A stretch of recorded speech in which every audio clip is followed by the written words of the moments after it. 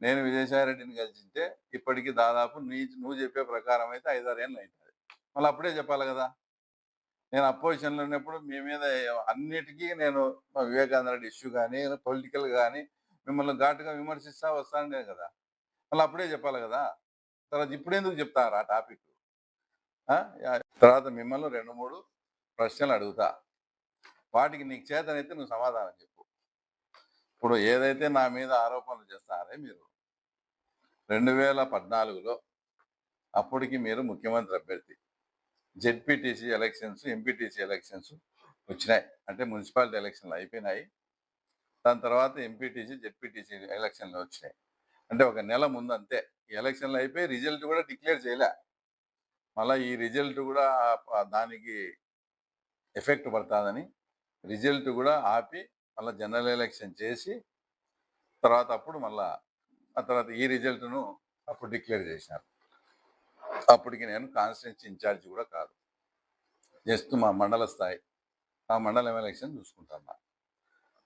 మీరు వచ్చేసి ఉలిమేళ్ళ తోటలో ఈ విజయసాయిరెడ్డి ఇది నేను కలిసినది అది అదంతా ఇంకోటి.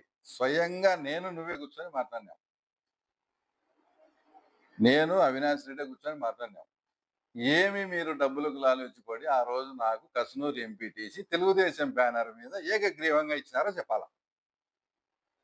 ఏకగ్రీవంగా నాకు తెలుగుదేశం బ్యానర్ మీద మీరు ఇచ్చారు అంటే మీరు ఏమి లాలుచిపడి ఏమి డబ్బులు తీసుకున్నారు? ఈ మీటింగ్లో అవినాష్ రెడ్డి, భాస్కర్ రెడ్డి, దేవిరెడ్డి శంకర్ రెడ్డి, మాకందరికీ కావాల్సిన దెంతులూరు కృష్ణ, అంటే మళ్ళీ కనుక్కోలేరు, దెంతులూరు కృష్ణ కూడా ఉన్నాడు.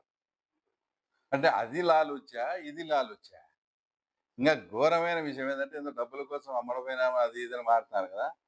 ఈరోజు ఘోరంగా ఈరోజు కృష్ణ ఉన్నాడు, వాళ్ళతో చెప్పి మనం 300 రూపాయలు పంచుకుంటాము, నువ్వు ఎక్కువ పంచొద్దు, మాకు ఇబ్బంది అవుతుందని నన్ను మీరు అడుగుతున్నారు. ఆ రోజు ఏమంటే ఆ రోజు మీ కన్వీనర్గా ఆ పక్క మా ప్రభాకరన్ ఉన్నాడు కాబట్టి ఆ పక్క ఒప్పుకోక 500 పెంచుకొని మాకు కూడా 1 కోటి రూపాయలు అవుతుంది ఒక్క, అది వేరే విషయం.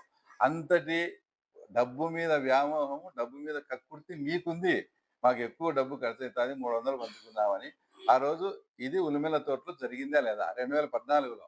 మళ్ళీ అప్పుడు నేను కాన్స్టిట్యున్సీ ఇన్ఛార్జ్ కాదు కాబట్టి నేను వెళ్ళేటప్పుడు మా అప్పుడు ఇన్ఛార్జ్ అయిన సతీష్ అన్న గుర్తుందో లేదో, సతీష్ అన్నకు చెప్పిపోయినా ఇట్లా ఉంది నా అంటే పార్టీకి నష్టమయ్యే పని నువ్వు చేయవు నాకు తెలుసు, పోయి రాపో అన్నాడు. పోయినా ఏకగ్రీవంగా ఇచ్చినారు. ఏమి లాలొచ్చిపడి ఇచ్చారో మీరు ఇప్పుడు నాకు చెప్పాలి. అది